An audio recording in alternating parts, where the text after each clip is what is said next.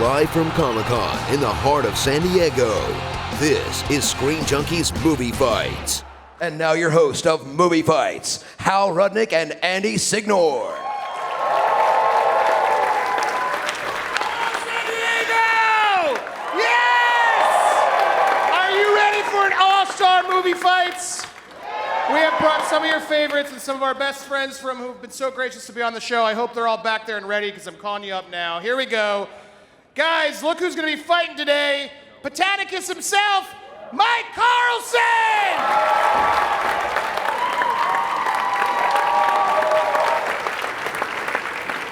Ladies and gentlemen, put your hands together for the one, the only, the Australian Red Fury, Alicia Malone!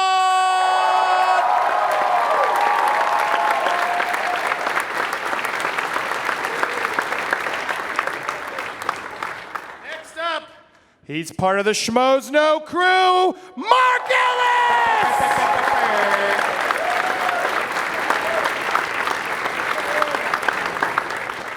Oh, he's one of the inglorious bastards. Make some noise for Sam Levine!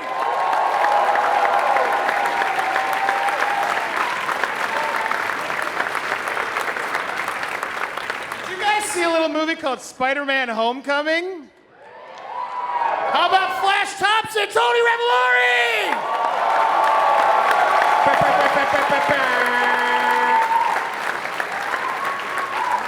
This guy loves movies and he's super funny. Make some noise for Doug Benson!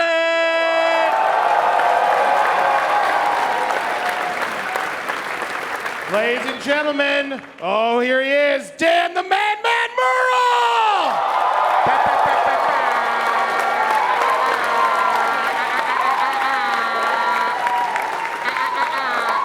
And the current Movie Fights champ, Spencer Gilbert!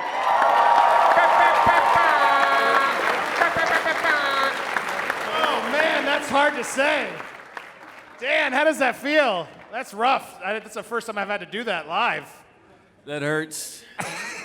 I have something very damaging I can say about Spencer Gilbert, but I'm not going to say it right now. Oh. All right, well, let's do this. I'm so excited. What a wonderful panel. They're going to be doing amazing fights for you today. First round, I need Mark Ellis and Alicia Malone. Mark and Alicia are first up. Yes. Right there, Doug. Yes. All right, you guys ready? Hey, what about the theory? Round one. Thank you. Star Wars prequels or the Hobbit trilogy? Mark, what are you picking? Andy, you've known me a long time. You know I'm not gonna go against my religion, and that is Jedi Knight. I am gonna be defending the Star Wars prequels, ladies and gentlemen. Ooh, Alicia Malone, that means you'll be defending. The Hobbit. All right, Hal, tell them how this works for voting. You guys are gonna listen. Okay, so everybody has a card. It's a two-sided card. One is the Screen Junkies side, one is the Screen Junkies Central side, okay? Yellow and white, there we go. Yellow and white, okay? The yellow will be for Mark, the white will be for Alicia, okay? So remember, yellow for Mark, white for Alicia. So listen to the arguments, people, and then you will help us decide who moves on to the next round. All right, guys, you ready? Mm-hmm. Let's do this, all right. Who wants to go first? Vote yellow. Who's going first? Mark can go first. Mark's going first, there we go. Go, Mark. Andy, both of these trilogies have their issues for sure. You got some bad acting in there, you got some terrible dialogue, and you have a lot of overused green screen effects. However, the Star Wars prequels are much, much better than the unnecessary Hobbit prequels, simply because these Star Wars movies expanded the universe and gave us a much richer mythology, as opposed to The Hobbit, which took one appendix and tried to expand it into a boring 9-hour-long cash grab piece of uselessness that taints the original Lord of the Rings to some degree. What the Star Wars prequels gave us was twofold. They gave us new characters and great political intrigue, and as an added bonus, Yeah. even if you don't think the Star Wars prequels are great, and I don't think they're that good, they took us to a place where Star Wars could now be rescued again, as opposed to the Hobbit prequels, which pretty much buried any chance of us ever going back to Middle Earth. George Lucas, we thank you wherever you may be. All right, Alicia. Lots to say about that, but I'll first start with the Hobbit trilogy. There's so much to like about the Hobbit trilogy. Yes, I agree that it was one book that was stretched out into 3 movies unnecessarily. It could have just been one self-contained film. But when you look at it, there's so many good parts in The Hobbit. There are great performances. I love Martin Freeman. There's likable characters, and it's got a great quest story. It also is visually connected and tonally connected to the Lord of the Rings trilogy, so that it wasn't jarring for audiences. And for fans, it was great to see that, return to Middle Earth. So it didn't hurt the original trilogy in any way, and it just gave us some extra backstory. So there's a lot to love within the Hobbit trilogy. The sum of its parts are actually pretty damn good. I would argue that 48 frames makes me puke, and that is what the Hobbit movies gave us. And you can have some bad characters and annoying characters. Jar Jar Binks, he's annoying, but I would rather have somebody attempt a new character than have somebody take what could have been a cool character like Smaug and make him take a nap for 30 minutes in Scrooge McDuck's vault. If you have good characters, utilize them, do not waste them. The movie was called The Desolation of Smaug, and he snored for 35 minutes. You talk about political intrigue. I remember a lot of hallways, a lot of conference rooms, a lot of unnecessarily, those tax chat at some point. Look at Washington. That is politics. The characters were not likable. You have Jar Jar Binks, which you said, but even like Queen Amidala and Anakin Skywalker. And for me, that is the worst part of the Star Wars prequels, is that they took this character, Darth Vader, who is one of the greatest movie villains of all time, and they made him kind of boring and not interesting, and they took away his intrigue. I mean, do we need to hear that he hates sand? I mean, it kind of ruins it. It also ruined Hayden Christensen's career, sadly for that. All right, final closing thoughts, guys. Again, it's about the arguments. Listen here closely. Final thoughts, Mark. Yeah, I mean, if you look at Darth Vader and the villain as the prequels, you're not going to get one. But Senator Palpatine turning into Darth Sidious in The Emperor is really one of the great turns that you've seen in recent memory. That is where the political intrigue comes from. He's pulling a whole rope-a-dope over this entire republic. And the Star Wars prequels, each movie gave us at least one memorable scene. There is nothing memorable about any of the Hobbit movies other than the fact that I wasted $45 going to see them. You get a great lightsaber fight with Darth Maul, you get a great lightsaber fight with some new moves from Yoda, and then you have the epic battle that we've been waiting for since 1977, seeing Anakin lose to Obi-Wan because he had the high ground, just like I have in this argument. Closing thoughts, Alicia. Well, yeah, you had to wait so long, the Star Wars fans, to get more from the Star Wars universe. And when you did, I mean, it was so disappointing. And the fact that it actually was inconsistent with the trilogy, there are things that they say in the prequels that do not make sense with the original trilogy, that it feels like George Lucas didn't even watch the original trilogy again before he wrote the prequels. I say that the prequels actually damage the original trilogy to the point where when you have new Star Wars films, J.J. Abrams had to go back to the original trilogy to give fans what they truly deserved in the first place. The Hobbit didn't ruin The Lord of the Rings. It had some dull moments, I will give you that, but overall, it was a pretty damn good trilogy, and I enjoyed it. It's based on Time! Time, Hal. What do you think there, Hal? Give him a round of applause. Wow. They came out swinging. All right, it's yellow for Ellis, it's white for Malone. So, hold up your cards. Oh, that's hard. Oh my God. Wow, this is a That's close pretty one. even. Oh, man, I think it feels white. Yeah, There's a lot of yellows a there. lot of yellow. Thank you. Thank you. We have yellow on the rim. Yeah. We have white in the middle. I think Alicia Malone takes it.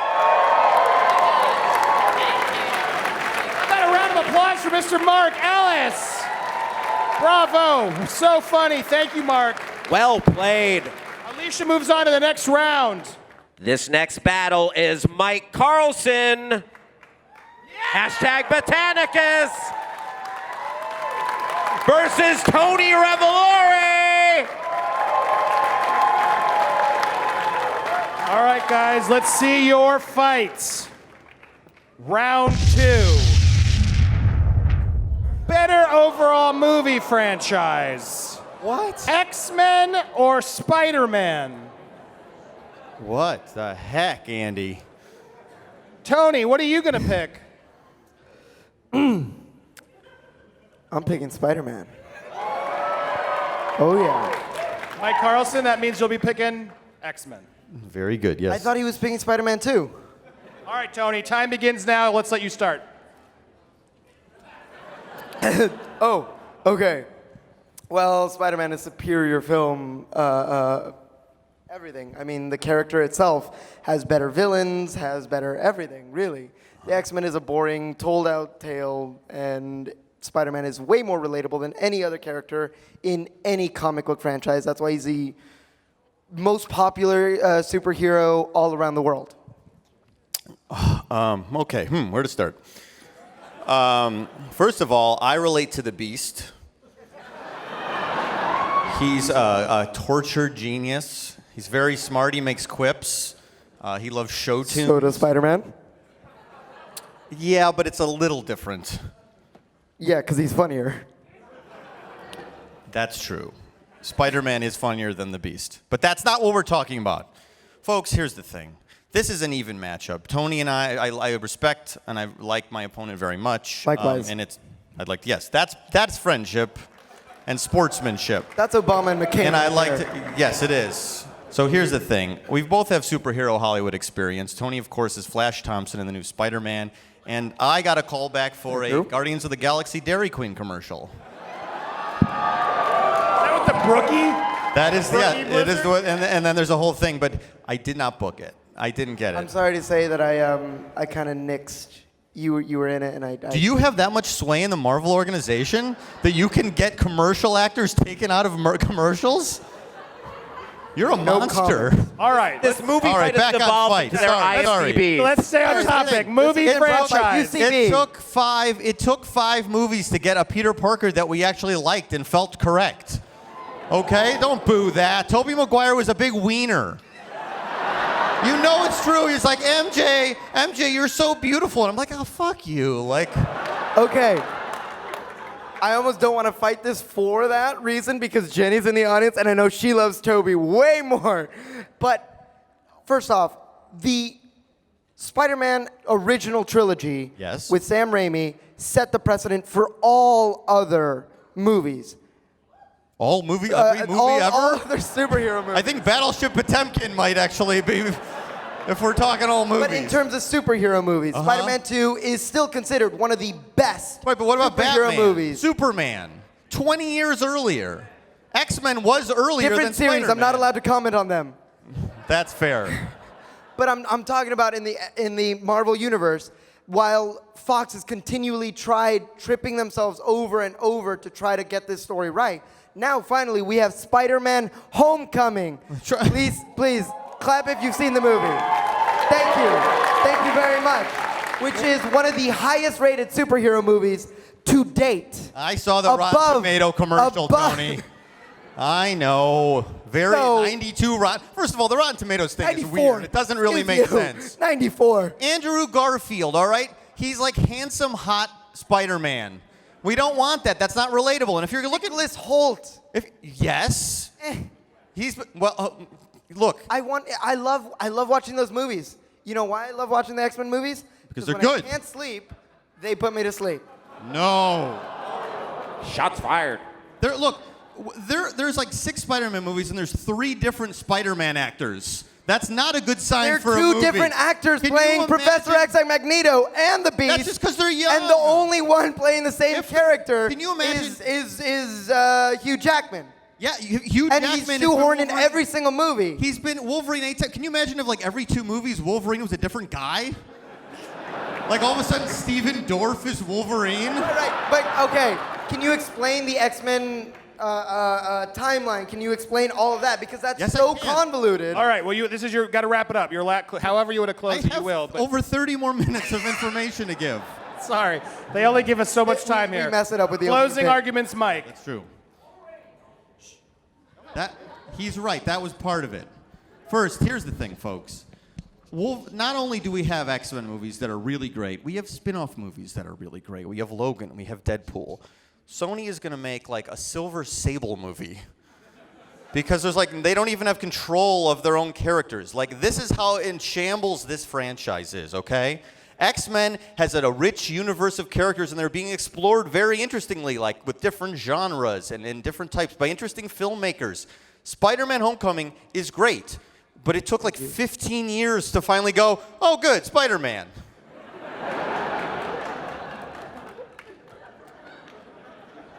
Tony, final thoughts? I know so many people who went to go see the original Spider-Man series, including myself, and love those films. And I remember those films fondly, way more than I do the X-Men series. And Spider-Man Homecoming. That's all I'm going to say. You have Flash Thompson. You have a character screaming out, Penis Parker. And can I get the audience to help me out here? When I say penis, you say Parker. Ready? Penis. Parker. Penis. Parker. Penis. Parker. Exactly. My point made. Final shot. Wow. Hey, Mike, was that Dairy Queen commercial canon? Yeah. Okay. So. Yeah, Tony bringing in the crowd work. Interesting take there, but yeah, let's see what the votes are. Yes, all right. Now it's based on the arguments. The yellow Screen Junkie central side for Tony, the white Screen Junkie side for Mike. Yellow for Tony, white for Mike. Oh, looks like Mike Carlson takes it. Well played, gentlemen. And there was some applause for Mr. Tony Revolori. Bravo, you're doing just fine, sir. Oh, this is an all-celebrity, all-star matchup. Doug Benson versus Sam Levine. All right, time for round 3. Worst movie character to cosplay as. Fitting here at Comic-Con. You guys are going to tell us what would be what's the worst one? You're not going to put it up on the screen like that last one? It's right there, Doug. It's in front of you, too. No, the two choices. Oh, no. No. No, you're going to... I was really looking forward to seeing their reaction to seeing both of them at the same time. Here we go. All right. Sam Levine, want to tell us what you're picking? Sure. It's a pretty clear option. Johnny Storm. I don't even have to make an argument. They've all figured it out. Doug Benson, who are you picking? Oh, I got one that's got even less of a need for an argument than Johnny Storm. All right. The Human Centipede. All right, this should be interesting. Sam, let's start with Sam here. I forgot that it was going to be a younger crowd. Yep. Yeah, let's be careful explaining what it It was going to be a is. family crowd. Yep. Sam Levine, all right. Human Torch, Johnny Storm versus the Human Centipede. The bottom line, kids, is don't set yourself on fire or do the other thing. Yeah. These are both terrible, terrible ideas. But I guess I have to start. So, thank you very much. Good luck has been wished to me, and I'm going to need it. Really, I'm just spinning my wheels up here for the next 3 minutes, guys. We know how this is going to end. So. You don't have to fill the time. We can get out of here earlier. Really could, couldn't we? I guess I'll make it quick. If you go Johnny Storm, the Human Torch, everybody knows there is no good way to replicate fire. It doesn't look good in CG, and it looks a hell of a lot worse if you try to make a flaming costume. So realistically, your only option is to actually set yourself on fire. And while it might be an awesome cosplay idea, it would be an awesome cosplay idea for about 12 seconds, and then you're dead. So, if this is your sayonara move, if you are a kamikaze cosplayer, then this is the greatest costume. But for the rest of us, this is a terrible idea because you're either going to embarrass yourself with a bad look or you're going to self-emulate and people are going to think this was some sort of religious sacrifice ceremony and not care about your cause, and then you're just going to be a laughingstock. All right, Doug. Well, here at Comic-Con, if you're on fire, people get out of your way. Just imagine how difficult it would be to get around if you were two or more people attached to each other via your mouth and anus. Yeah. You know, I watched that OJ parole thing the other day. And it went Nice on for segue. way too long, so I like to speed this up and end my argument with the human centipede. All right. Well, closing argument, Sam? I don't really like to admit this, but I was part of a human centipede once for about 8 months. And I got to tell you, there are some unpleasant parts, but I did a lot of growing and a lot of learning. And I think if you put yourself in a human centipede cosplay, yeah, you might get some dirty looks. It might be a little cumbersome to get around, but afterward, you're going to be grateful for the experience. Human Torch, you're fucking dead. That's the end of your learning. Just saying advice. Doug, final thoughts, or are you done? No, I have another thought. I'm very excited to hear it. I like Tobey Maguire better than Andrew Garfield. How about a human centipede of Tobey Maguire, Andrew Garfield, and Tom Holland? I would line gets up the to end? not watch that. Who gets the end? All right, I'm wrapping that now. All right, Hal, help me out. Okay, we're gonna have yellow side for Sam, white side for Doug. Yellow for Sam, white for Doug. It looks close. It was closer than I thought. Human centipede, Doug Benson. Hey, see you later. Moving on. Round of applause for Mr. Sam Levine. Bravo, that was fun. All right.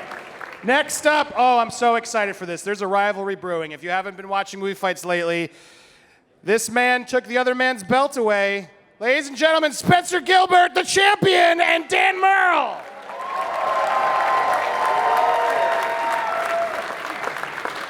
And this is an exhibition match. The belt is not on the line. Yes, this is not on the line here. It can't be at Oh, it's cons. not? Exhibition only. Belts can't go. The rules say the belts can't be on the line at the cons. They have to be in studio. No belts on the line at the con. Let's see what happens here. The fans will deem. Where this is one. the belt? It's safe, Dan. Don't. Champ? Spencer leaves the belt like in the corner of the office. Spencer, okay, between the you desk, brought it up, and it Andy. pisses Dan off so much. Spencer J. Gilbert keeps the championship belt between his desk and the wall. Spencer J. Gilbert forgot the belt and had to have our producer bring it tonight. And you still didn't win. All right, I can't wait. There's some heat coming here. Round 4. What's more powerful, the Force or the Hulk? Wow. All right, Spencer, what are you picking? I mean, the Force? Dan, that means you're taking the Hulk? Of course I'm taking the Hulk. All right. Are you kidding me? Spencer, you want to start us? Well, okay. I mean, to quote Han Solo, I'm not sure that's how the Force works. The Hulk can't punch the Force, right? It's immaterial. It's like the war on terror. It's like an idea. You can't punch it. You can't punch terror. So I think he's at a disadvantage right off the bat. But I guess to make this interesting, we should make it like a Jedi, right? Like a Jedi versus Hulk thing. Sure. So who do you want? You want Yoda? You want Obi-Wan? You want Penis Head? Who do you want? You can pick whichever Want Jedi penis, you let's do like. Penis Head. Penis Okay, head. it's a- Penis head it is. The Hulk against the Jedi with the penis-shaped head from Yes. the prequels. You guys know what I'm talking about, right? We all know Penis Head. We all know Penis head. Do you know? Joe knows his name. Yeah, something Mundy. Oh, that's ironic. Okay, so Penis Head Jedi versus the Hulk. Sure. Okay, on a physical level, I think he can at least neutralize him because you can use telekinesis, you can levitate the Hulk where he can't really get any grip anywhere. A lightsaber could arguably go through his head. You can decapitate the Hulk. That's one way to take him out. And you can choke him. We've seen the Hulk almost drown, and that's something that could bring him back down to Bruce Banner. But most importantly, the Hulk has a glaring weakness, and that is people can get in his big, dumb green head so easily. Short list of people who have mind-controlled the Hulk. Loki. It's Scarlet Witch. You've got Jennifer Connelly as Betty Ross. You've got Liv Tyler as Betty Ross. You've got Scarlett Johansson just basically doing a Jedi mind trick. Oh, lullaby, lullaby. And bam, he takes a big green nap. All right, Dan. Well, you didn't pick any of those beautiful women. You picked Dickhead, and that was your move, not mine. So You think Dickhead isn't better than Jennifer Connelly? Secondly, Scarlet Witch mind-controlled Bruce Banner, not the Hulk. And we're talking about the Hulk. They say that the Jedi mind trick. This is the Hulk you're talking about. And you're right, the Hulk can't punch the Force, but the Hulk can punch the shit out of a Jedi. And that's exactly what he's going to do. Have you seen, you didn't even pick Yoda, the most powerful Jedi. Again, that was a mistake on your part. Yoda, the most powerful Jedi, at the height of his power, a rock fell from the ceiling, and he was like, oh, God, get out of here. I can't hold this rock. The Hulk is like 100 times denser, 100 times thicker, and 1,000 times more motivated than a rock falling from the ceiling. So this is not going to hold the Hulk back. This is going to get the Hulk even angrier. And what do we know about the Hulk? The madder Hulk gets, the stronger Hulk gets. Hashtag 8 words. That is an answer, my friend. You can slow down the Hulk, but you cannot stop him. Yeah, the Hulk doesn't get mad at Yoda or Penis Head. I'm sorry. There's nothing more tranquil and calming than a prequel-era Jedi. Nothing puts you to sleep faster than some guy cross-legged with a lightsaber sitting around a table talking about it. That is not going to make Hulk mad. That is going to make Hulk sleep. That is going to make Hulk walk up to that dumb hologram chair and punch him through the floor of the Jedi Council chamber. You keep deflecting like, oh, yeah, no, they're not going to fight, It's because you know that the Hulk's not going to lose the fight against the Force. It's what's more powerful, not what's more boring, not what's more easy, not what puts people to sleep. What's more powerful? The Hulk is the unstoppable force. The Hulk is the immovable object. You can deflect and talk around the fight, but this is a question about what's more powerful, and you don't have an answer. Then why has he been defeated by Scarlet Witch and Loki with their little hand-wavy powers? Again, Bruce Banner, not the Hulk. You're talking the Hulk, my friend. Turning the only way to defeat the Hulk is to turn him back into Bruce Banner. That's happened over and over and over again. Iron Man did it by punching him a couple times. He even turned back into Bruce Banner from falling from the helicopter thing in Avengers, right? Didn't that happen? Yeah, he passed out. All right, is that your final thought, Spencer? Jedi bring balance to the Force. The Hulk's full of rage. They'll see him coming. They'll get in his head. He's done. Dan, final thoughts. I think that he knows that in a one-on-one fight, the Hulk is going to win the day. He's deflecting, and he's talking about, oh, this is an asterisk, this is a technicality. I'm saying that the Hulk will soundly defeat any Jedi. The Hulk is more powerful. The Jedi, the lightsaber can't penetrate his skin. You can't cut off his head. You can't choke him because the Jedi's going to try to choke him. It's going to go up against that Hulk skin, and it's not going to cut off his airway. This is what's more powerful, the Force or the Hulk. Spencer can dance around it all that he wants. He can talk about Scarlet Witch and mind-wavy powers and girlfriends. And where are you going? Scarlett Johansson. But he cannot prove that the Force is more powerful than the Hulk, and that is what I have proved. I have proved that the Hulk is more powerful than the Force. That is the question being asked, and I rest my case. Wow. Man. Wow. Dan Murrow breaking out the Dane Cook stage strut. All right. So, yellow for Dan, white for Spencer. Looks like Dan Murrow. Unstoppable. Let's hear it for both of our combatants. Oh, man. I think the fans want you to get that belt back, Dan. All right, now we're back to round 5. Our 2 previous winners are going to come back here. Ladies and gentlemen, let's bring back up Alicia Malone and Mike Carlson. Red Fury versus #Botanicus. All right, round 5. What superhero's powers would you least want to have in real life? I feel like I misread the question when I looked at the email. Oh, yeah. Let me tell you what my answer was. It said, what superpower would you want to have least? And I said to immediately comprehend legal documents. I think that would come in handy. But I feel like I can't do that now because that's... All right, well, Alicia, you want to say yours first? I was going with Professor X. Oh, you would least want him. Okay, Yeah. Mike Carlson. Can I pick from the 1996 X-Men comic series, Maggot? No idea who that is. You'll have to educate us. But Oh, I'd love to. okay. So you're abandoning the legal documents. Can I do the legal documents? Because it's not... Is there a superhero who does? There's not. legal It's not. I made it documents? up. Pick a superhero. Yeah, Maggot. We're doing Maggot. Okay. All right. I'll explain who You'll have Maggot to is. Explain Maggot. All right, Alicia, do you want to start? Yeah. I don't know how I'm going to counter-argue Maggot, but anyway. So I would least like to have the powers of Professor X because he is so powerful that he has the ability to hurt many people and the ability to hurt himself. And in Logan, we were given a very broken, older Wolverine, but the saddest figure of all was Charles Xavier. I mean, he is locked in the shell of his own brain. He killed all the mutants. He emits horrible seizures. He does not have a good life at all. And I think, at the height of his powers, it would be so annoying to hear all the voices all the time. Plus, you hear everyone's troubles, and it's so much weight to carry. It'd be like plugged into Twitter all the time when you're just hearing all the thoughts, and I would just go crazy. So I would not like to have the powers of Professor X. Yeah, but the thing is, he could win at poker really easily. And, he could do so many cool things. Now, folks, kill all his friends. Maggot, he could certainly do that. Maggot is a character from the Joe Madureira, Scott Lobdell run of Uncanny X-Men. Are there fans out there of this? I was raised on this. Maggot was a character that his digestive system came out of his body in the form of 2 maggots that were made out of metal.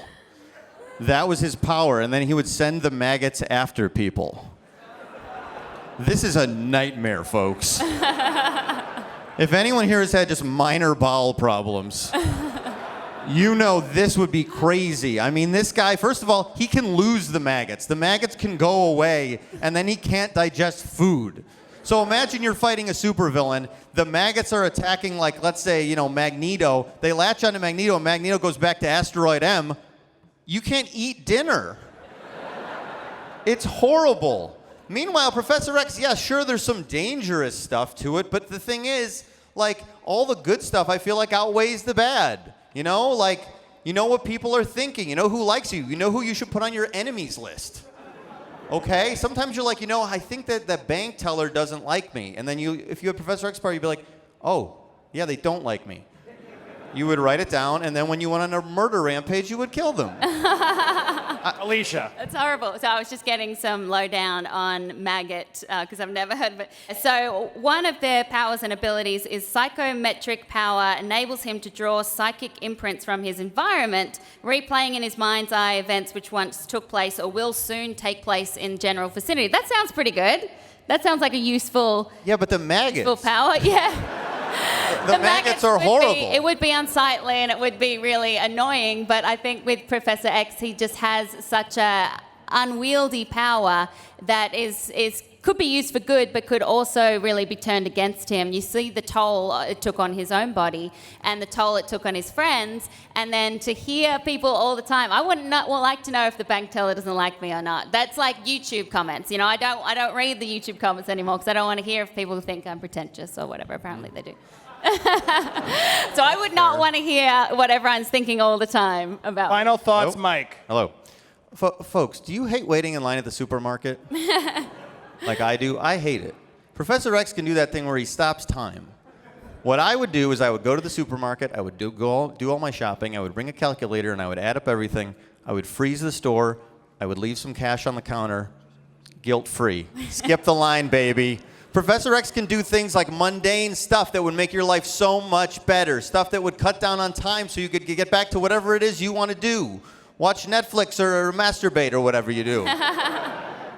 Alicia, final Professor thought. X also can't walk. He's strapped to the wheelchair. He has to have his helmet on a lot of times. It's a power that's not just useful, it's actually really damaging and it's hard to control. And we saw what happened with Jean Grey, and that could have easily happened with Professor X as well. Maggot sounds like it's annoying and probably the most useless superhero power that I can think of, but it doesn't sound like the one I would least likely to have. I just wouldn't want to kill everyone or to hear bad thoughts all the time. Time! All right. Which superpower would you like to have least? Yellow for Mike Carlson, white for Alicia Malone. Oh, it's close. Ooh, this is a barn burner. Uh-oh. Andy, what do you Barn see? Team them I up. see a lot of yellow over there. Yellow. Yellow! Mike Carlson takes That it. was close. Wow. Maggot for the win. Surprise. Didn't see that coming. A round of applause for the Red Fury! Mike Carlson, we'll see you in the final. All right, next up, Doug Benson versus Dan Merle.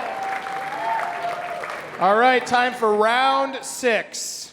All right, make a movie better by swapping out the lead with Groot. Dan, what are you picking? The Happening.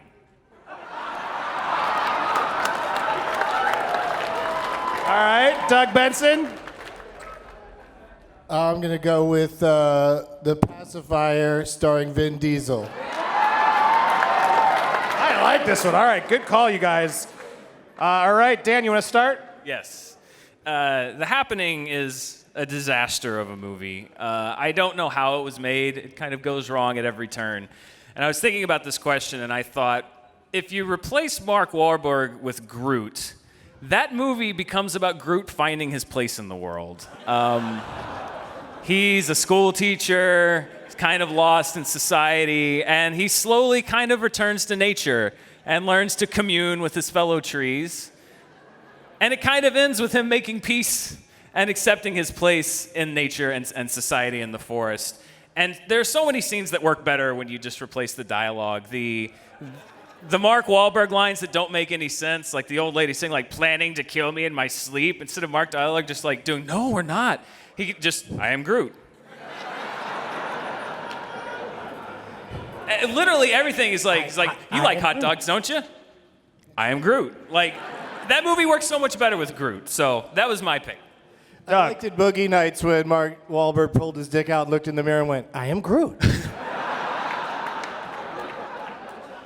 I mean, it could be any Vin Diesel vehicle, but the Pacifier really seems to me to be the one where if it was Groot instead of Vin Diesel, it would only improve the movie in the sense that he doesn't have a lot of dialogue anyway, and he sort of grumbles all the time, and it would be fun to watch a tree try to take care of a baby. I feel like watching The Pacifier, I felt like I was watching a tree take care of a baby. I just imagine the last scene of The Happening, which is so disappointing when, like, it really would have been an excellent twist if it turned out that the science teacher was a tree. Wouldn't and it? that's why he figured out that the trees were killing everybody. That scene where Mark Wahlberg's talking to a plastic tree makes so much more sense if that's Groot. And then at the end, when they're just standing in the field and, like, it just stops for no reason, he just says, "We are Groot." It makes so much more sense. All right, use that as your closer, Dan. Doug, closing thoughts? I could just see the scene in The Pacifier where he's trying to change the diaper and there's shit everywhere. And he walks out the door, and on his way out, he grabs his coat and he says, "I'm Groot." Because Groot wouldn't stick around to change a shitty baby. I'm just impressed you both saw The Pacifier.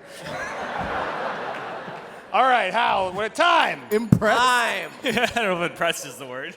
I'm so glad I can finally get out of here. All right, yellow for Dan, white for Doug.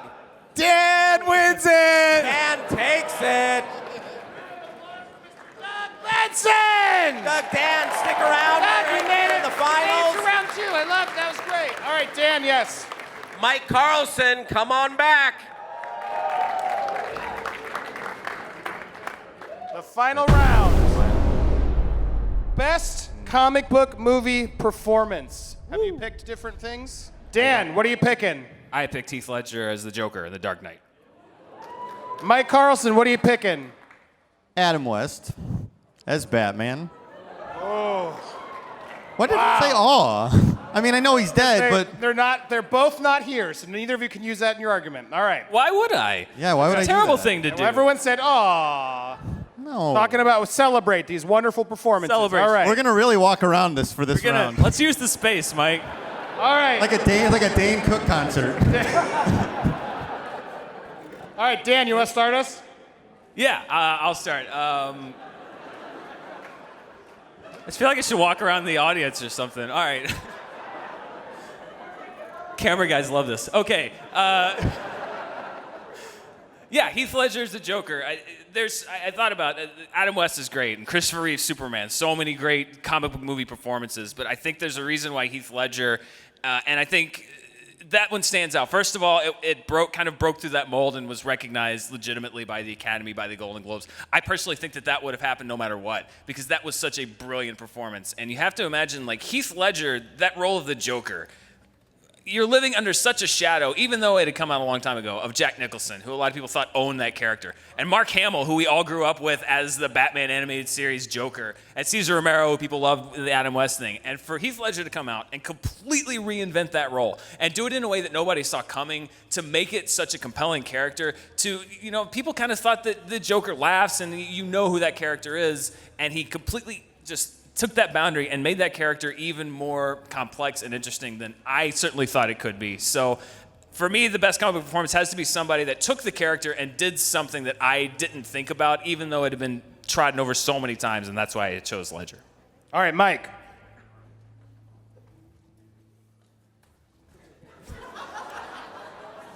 Folks, Adam West, Batman, 1966. This is actually the thing that started it all. This is a thing that brought a literal comic book to life. It's colorful, it is fun, it has adventures, it's funny. It is still, if you look at it, the funniest of any of these movies. There are lines like, "Some days you just can't get rid of a bomb." There's a scene where they're on a pier and Robin asks why they saved all the drunks in there, and Batman goes, "They may be drinkers, Robin, but they're also human beings." This is a movie that literally does everything, and it starts it off. It's almost impossible. There was no template for this before. There was not a ton of movies and TV. The Heath Ledger is great, but this is on the backs of so many different people, so many different performances, so many different takes, taking all of them and synthesizing it, which is great. It's an amazing performance. Adam West starts out in this Batman. He makes, first of all, it works on every level. As a kid, I thought this show was dead serious. This is the funniest, silliest show, but I was like, I believe this guy. I believe he's earnest and he cares, and when he tells Robin that we have to put money into a parking meter, I thought that was a good lesson. I bought all of it, and now as an adult, I see it as a fun adventure, and I also see it as one of the funniest, if not my favorite comedy shows and superhero shows of all time. All of this stuff would be different if it weren't for Adam West and this TV show. Well, I don't think Adam West was really saddled with a lot of baggage with Batman, because there had been some serials and stuff, but Batman on film and TV, he was kind of the first mainstream guy, so he got to kind of do what he wanted. And I love Adam West. I think Adam West is hilarious. And he's hilarious at playing that Adam West character, and that's what I feel like he did as Batman. I'm not saying that's a bad character, but I'm saying he played to his strengths. He did a role that didn't really have a lot of baggage attached to it, and he did it so well. But I think that take kind of, a lot of people thought that was Batman, and I don't know if it is Batman. But that's my Batman. That's your Batman. I don't know if it's everyone's Batman. I love it's an interesting Batman. But when we're looking at best performance, I had to look at, when they say Heath Ledger's going to do the Joker, nobody thinks the guy can do it. Everyone's like, oh, that guy, the Knight's Tale guy, I don't want him to do the Joker. He can't do this. Like, he's a serious dramatic actor, but he's not going to be able to do this. He's never shown us he can do anything like that. And he excelled. Every metric that people had down put for him, he excelled to the point where he reinvented the character. He could have fallen back and done Jack Nicholson. He could have fallen back and done any number of takes on the character. I think that it's a better performance because he transcended expectation. He had a lot of weight on his shoulders to do this role, and he did far better than anyone could have exceeded, to the point that he was the thing that people remember most about that movie, more than Batman. So Adam West is great. I think that he played that Adam West character in Family Guy through the end, and it was great, and everybody loved it. But if we look at the best performance, I think it's the guy that reached, that stretched, that did the most with the character, and for me, that's Ledger. I think when you're looking at performance, though, you can argue that Adam West and his style of deadpan is something that transcends and then influences comedy for the next 50 years when we're talking about performance, that is not just superhero movies. You look at Leslie Nielsen, what he did in Naked Gun. That's a very similar straight-faced delivery of comedy. This is a guy who influenced a lot of things more than just superheroes. Ledger, again, great, but it's sort of an anomaly because this guy was so talented and he really locked into something. Adam West influenced an entire generation of people and filmmakers, and later on, when people realized, hey, Adam West is still around, all of a sudden, Seth MacFarlane put him on the cartoon. Conan O'Brien made an amazing pilot with him called Look Well. If you've ever seen this, it's the funniest in the world. 4 people saw it. But anyway, I think that you have to give this credit because this Batman performance comes out of nowhere. There's nothing before it. it starts. It would be very easy to put anybody else in there and have them that up. There's this one man. There is no one else who can do that. There is no other actor I can think of that can deliver exactly on all of the things I've talked about other than Adam West. All right, this is a tough one. Just 10 seconds each. Recap it all, your final thought. Listen to this because I need your vote. This one's tough. Dan, wrap it up. Batman was a campy TV show. It was written campy and it was performed campily and it was performed well campily by Adam West. He fit into the role that they asked him to play, which was that they all knew that this was a joke and they played it dead serious. And that's an admirable approach for that show. But I don't think it defined the character, and I don't think that a lot of people consider that the definitive performance of Batman, nor did it have to be. It didn't have that expectation. Heath Ledger came in and he took a role that everybody said couldn't be done better. In any medium, they said, this has been done before. What is this guy going to bring to it? We don't think he can do it. And he was by far, I think, the most memorable out of all of them. And the way that you say that Adam West defined Batman, I think he defined Batman for a certain generation. I think that Heath Ledger's Joker defined the current crop of comic book movies as far as tone and execution better than the 60s Adam West Batman. Mike Carlson, quickly, last thought. I think Heath Ledger, despite being brilliant, I think in the comic culture, we value dark and gritty a little bit too much. He is a great Joker, but in the wake of that, we've gotten a bunch of different like hot topic type Joker. Like that is what the influence is like. We've got now Jared Leto, and he's got a like. In the wake of that, we haven't seen anyone come close. In the wake of Adam West, we saw comedy, we saw other superhero movies. This actually becoming the first superhero made it seem possible. Like everything else would not have happened if it weren't for him and the ability to sell and do what I said, where he is funny, he is serious, he is believable, he is the ultimate crime fighter. And as a kid, as an adult, you admire, you look up to, and you laugh at this man. It's incredible. There you have it. Let's hear it for both. All right, yellow for Dan, white for Mike. Heath Ledger, Adam West. Oh, wow. Wow. Can we hold up just the yellows? If you're holding up your yellow side, let's see the comparison. Just your yellows? Okay, now hold up just your whites.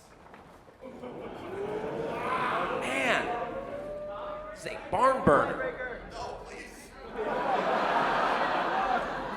I had 3 margaritas before this. Guys, I'm going to call it a tie! Whoa! Too close to call! And these guys are too tired to do it again. You're sharing it. What do you think? I'm kidding. I'm giving you a speed round. What? Wow. If it's singing the original Botanica song, it would be very I'm kidding. upset. We can't have a tie on movie fights? Guys, you will have 30 seconds each. Are you ready? Wow. What character would be most fun to hang out with at Comic-Con? Ant-Man. Mike? The dude. Oh.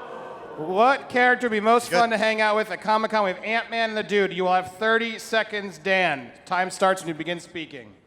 Is there rebuttals? Yes, I'll give you 10-second rebuttals.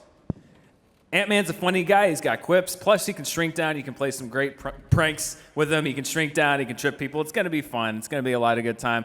Plus, he's Ant-Man. And who would be more fun to hang out with at Comic-Con than freaking Ant-Man? Who wouldn't want to meet you and Ant-Man? The dude is going to be here for 10 minutes and want to leave and go drink White Russians and smoke weed in his living room. He hates being out in society. He hates people. He wants to be alone in his house or bowling. The last place he wants to be is at Comic-Con. Do you know how paranoid this place would make the dude? He'd be high as a kite surrounded by 100,000 people. It's a nightmare. He'd be miserable.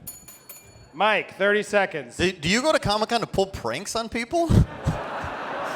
Is that a thing you do at Comic-Con? Look, Ant-Man, you'd shrink down. Like, I don't know what that would do. Like, you would get away from things. Like, what the power? The dude, here's the thing. What's going to happen? He's going to walk on the floor. You look at a couple racks of comics, and you go, hey, let's go to the Joe's Crab Shack behind the convention center. And then you guys, by the way, did you know there's a Joe's Crab Shack behind the convention center? It's there, and it's amazing. You'd go back there, and you'd have a shark bite, which is the thing where they pour a different colored liquid in the alcohol, and they go, shark's in the water. You'd have a... 10 seconds, Dan. You just described literally everything but having fun at Comic-Con. I want to go to Comic-Con with a superhero. What's more fun than going to Comic-Con with an actual superhero? I don't care about Joe's Crab Shack. I can go eat that by my hotel. There's literally one next door to my hotel right now. I don't have to come down to San Diego to eat at Joe's Crab Shack with a guy that's high. 10 seconds, Mike. I love Comic-Con, but it is exhausting. You want a guy who's willing to go chill out with you for a while. You don't want to go with a superhero. He's going to get mobbed, and it'll be a nightmare. Everybody likes Ant-Man here. He's the biggest celebrity. The dude, you'll just walk over, you'll chill, and you'll be like, hey, man, you want to smoke a joint? Yes. Time. Wow. All right. This debate brought to you by Joe's Crab Shack. Yes. I'm glad we got that plug in. I was worried we wouldn't. All right. Yellow for Dan, white for Mike. Yellow! Dan Merle takes it. Dan Merle, congratulations. How about a round of applause, Mike? Can we get all our fighters back up? Sam Levine, Doug Benson. Did he leave? Probably did. Tony Revolori, come on up here. Alicia Malone, Mark. on up, everybody. Whoever's still here, come on up for a quick thank you and a round of applause for all our amazing fighters before we jump into this next bit. Want to get a quick photo. How about these guys? Bravo! Where's our camera Where's our Nathaniel? You're up there. You'll get a good shot. All right, we're all up here. Guys, it's time to take a photo.